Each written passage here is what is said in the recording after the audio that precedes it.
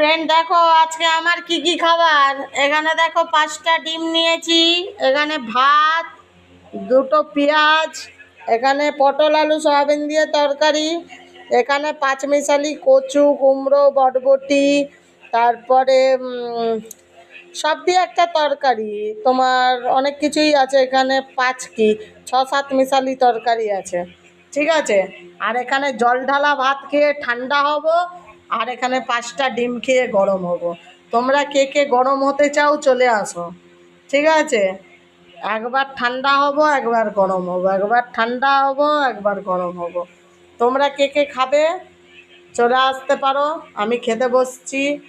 আর তাড়াতাড়ি না আসলে পাবে না। এই ডিম যাদের যাদের শরীরে দরকার গরম হওয়ার, তারাই শুধু আসবে ডিম খেতে, আর তাছাড়া অন্য কেউ আসবে না। যারা ঠান্ডা শরীর তাদের খাওয়ার কোনো দরকার